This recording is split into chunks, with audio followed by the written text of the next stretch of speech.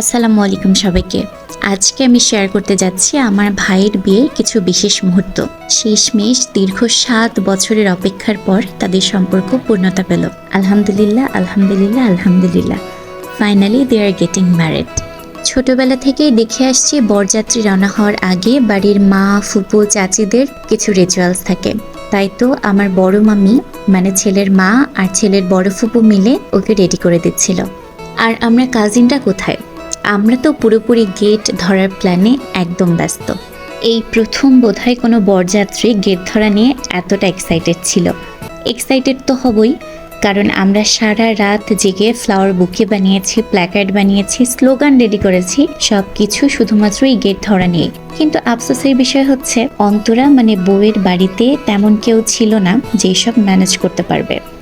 যারা ছিলেন তারা বয়সে অনেকটা বড় এবং সেই কারণেই পুরো গেট ধরে বিষয়টাই ভেস্তে গেল। রুমি তো পাশ থেকে বলেই উঠেছিল, আমরা টাকা না দিয়ে ভেতরে ঢুকবই না। মানে কি একটা অবস্থা বলেন তো, বরপক্ষ টাকা নিয়ে রেডি কিন্তু গেটে টাকা নেওয়ার মতো কেউই নেই।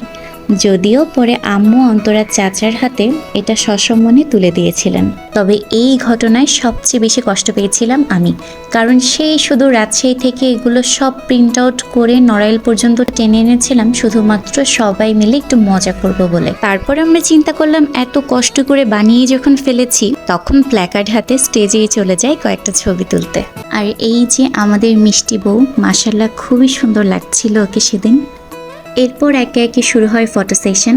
প্রথমে ভাইয়েরা, তারপর বোনেরা, তারপর ভাই বোন একসঙ্গে, এরপর একে একে সবাই সবার ফ্যামিলির সঙ্গে ছবি তুলে। এটা হচ্ছে অনেকদের ফ্যামিলি ফটো, এরপর আসে আমাদের ফ্যামিলি ফটো, তারপর ছোট আন্টিরা, এরপর মেজো আন্টিরা, তারপর মেজো মামাদের ফ্যামিলি।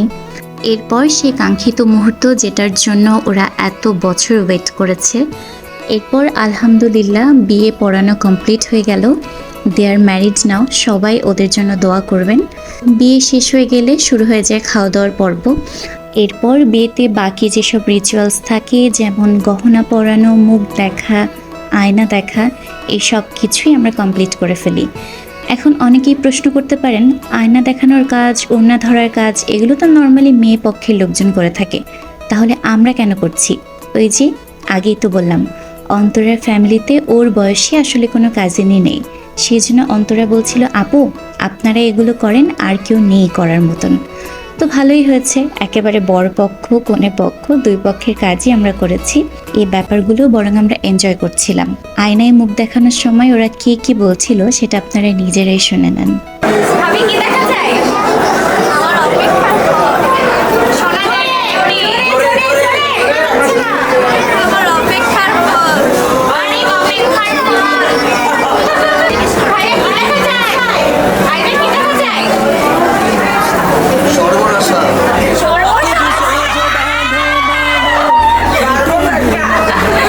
একজনের কাছে অপেক্ষার ফল আর একজনের কাছে সর্বনাশা ভালোবাসা। ওদের এই দুষ্টু মিষ্টি সম্পর্ক সবসময় এরকমই থাকুক, দোয়া করি। দেখতে দেখতে আমরা চলে এসেছি একদম শেষ পর্বে, যেই সময়টা প্রত্যেকটা মেয়ের জীবনে সব থেকে কষ্টের এবং দুঃখের মুহূর্ত, সেটা হচ্ছে বিদায় বেলা। অন্তরা এতক্ষণ কিন্তু কোনো কান্নাকাটি করেনি, কিন্তু ওর বাবা যখন ভিডিও কল দেয় তখন সে আর নিজেকে ধরে রাখতে পারেনি। তবে আমার সবচেয়ে বেশি খারাপ লাগছিল আন্টির জন্য। অন্তরা যেহেতু আর কোনো ভাই বোন নেই এবং আঙ্কেল বিদেশে থাকে, সেজন্য অন্তরা ওই বাড়ি ছেড়ে চলে আসার পর আন্টি একদম একা হয়ে গিয়েছিল।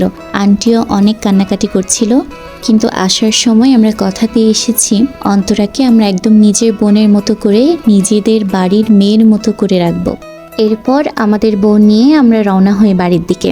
কিন্তু বাড়িতে যাওয়ার পর অন্তরার জন্য ওয়েট করছিল বিশাল এক সারপ্রাইজ। সেটা দেখতে হলে কিন্তু অবশ্যই চোখ রাখতে হবে তারার কথন পেজে।